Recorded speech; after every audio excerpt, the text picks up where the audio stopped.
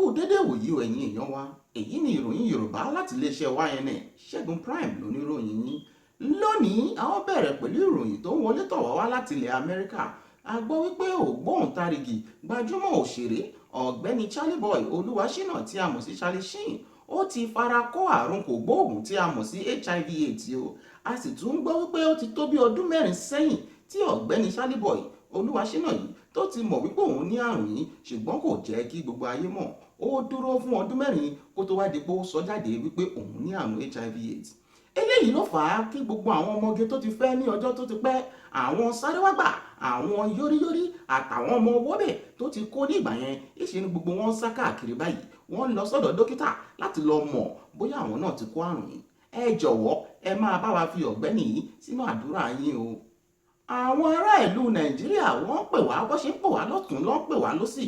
Wọ́n ní ká dákun ká sọ fún àwọn òṣèré àbí àwọn akọrìntà ní ilẹ̀ Nàìjíríà wípé èyí tó kọ nínú orin Hello tí arábìnrin arábìnrin Adele tí ó kọ, wọ́n ní ká sọ fún àwọn akọrìntà ní ilẹ̀ Nàìjíríà pé àdàkọ orin yìí tí wọ́n ṣe ó ti tó, wọ́n ló ti sú wa. Ìpè ṣé Nàìjíríà nìkan ló ti gbọ́ orin yìí ni, àfi bíi pé gbogbo àwọn olórin wa wọn kò tiẹ̀ mọ bó ṣe ń kọrin mọ́, ìṣe gbogbo wọn ṣàǹkọ Hello Hello. Ó burú jáì débi wípé àwọn onífújì gan àwọn gan ti ń kọ tiwọn báyìí. Ẹ gbọ́ díẹ̀ nínú báwọn onífújì bó ṣe ń kọ àdàkọ orin yìí.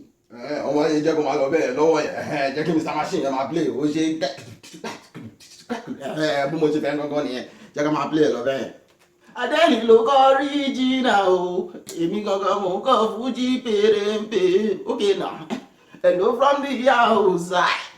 I must have got you 1,000 times to tell you say I'm sorry. Hello, Basira hello, ọmọ onígbàràgà hello, onígbàràgà hello. Àdán olóró kan búrẹ́kẹ́ ní ilẹ̀ Faransé o ní ọ̀sẹ̀ tó kọjá. Ibi tí a ti ń sunkún ti Faransé, bẹ́ẹ̀ náà la tún ṣe gbọ́ pé àdán olóró míì tún búrẹ́kẹ́ ní ilẹ̀ Yola àti ní Kano ní orílẹ̀-èdè Nàìjíríà o. Èyí tó ṣẹlẹ̀ ní Nàìjíríà a mọ̀ pé àwọn Boko Haram ló fà á. Èyí tó ṣẹlẹ̀ ní Faransé a mọ̀ pé àwọn ISIS ló fà á. A tún wá gbọ́ pé olórí àwọn ISIS àti olórí Boko Haram ìṣe lọ́túnjọ́ ń bára wọn sọ̀rọ̀. Wọ́n sọ pé àwọn fẹ́ mọ ẹni tó jẹ́ ọ̀gá láàrin àwọn méjèèjì, látàrí wípé à ń gbọ́ pé àwọn kan sọ pé àwọn Boko Haram àwọn ló wá burú jù nínú gbogbo àwọn tó ń dà lóru tó ń ṣe jàgídíjàgan káàkiri gbogbo ayé báyìí. Àwọn ọ̀gá ISIS àti Boko Haram wọ́n pera wọn o, wọ́n wá fi ohùn wọn wọ́n fi ránṣẹ́ sí iléeṣẹ́ YNN. Ẹ gbọ́ díẹ̀ nínú nǹkan tó ń sọ nígbà tó ń bára wọn sọ̀rọ̀